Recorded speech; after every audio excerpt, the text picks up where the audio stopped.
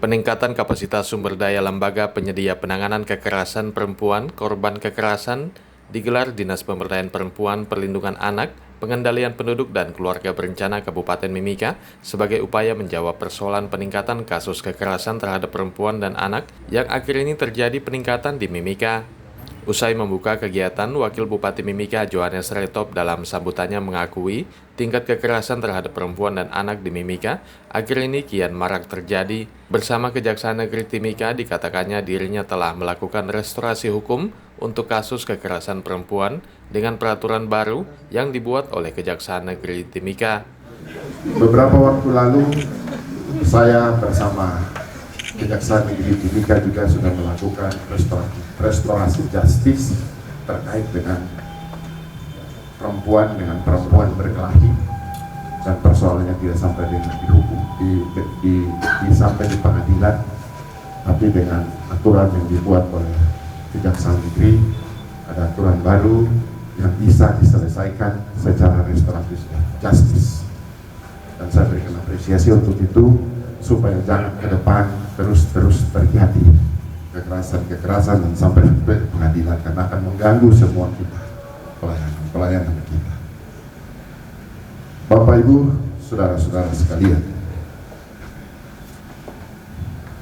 kita terus berusaha bagaimana kita membuat Kabupaten Mimika ini aman. Kita terus berusaha membuat Kabupaten Mimika ini damai. Bagaimana caranya? Bukan saja karena kita sadar, bukan saja karena kekerasan ini, tapi yang paling penting bahwa apa yang membuat sehingga kekerasan itu terjadi. Mungkin saya kira di dalam pemeriksaan itu bisa kita tahu. Maka kita terus harus wajib melakukan sosialisasi. Kita juga wajib dekat dengan Tuhan pasti. Biasanya kepala batu itu kalau tidak pernah dekat dengan Tuhan. Iya tuh. Iya. Semua agama kita sudah lihat. Tapi kalau kita terus melakukan ini persoalan moral, persoalan etika, ini tentunya kita harus terus berusaha untuk perbaiki, dan banyak juga karena persoalan minuman keras. Mewakili Kapolres Mimika, Kanit PPA Polres Mimika, Ibtu Fani Silvia, yang hadir selaku narasumber mengatakan, untuk di Mimika kasus kekerasan terhadap perempuan dan anak disebabkan karena video porno dan minuman keras yang menyebabkan kekerasan fisik, psikis, dan seksual. Untuk kekerasan terhadap anak dan kekerasan seksual terhadap anak dan kekerasan di dalam rumah tangga itu ada penyebabnya. Yang paling dominan yang terjadi di Timika, kita tidak usah bicara keluar, kita bicara di Timika saja ya.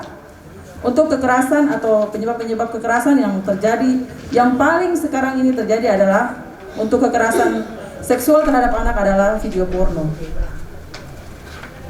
Pelaku-pelaku kejahatan terhadap anak, terutama kejahatan seksual di Timika ini paling tinggi karena video porno. Itu yang pertama. Yang kedua adalah miras. Karena dipengaruhi oleh minuman keras, sehingga para pelaku ini melakukan kekerasan seksual maupun kekerasan fisik. Yang ketiga, kekerasan yang terjadi antar anak, kekerasan fisik yang baru-baru ini mungkin ada ibu bapak baca di berita pengeroyokan anak-anak di bawah umur.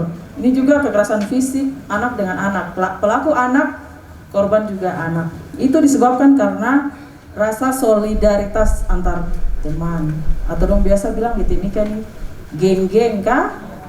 Ada di geng Busiri Tengah, Busiri Ujung, Kartini Ujung. Itu yang sering terjadi.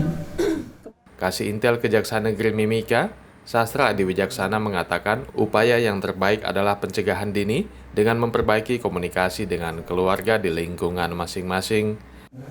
Upaya yang terbaik adalah pencegahan. Walaupun setinggi apapun dia dituntut, setinggi apapun diputus, itu sudah terjadi.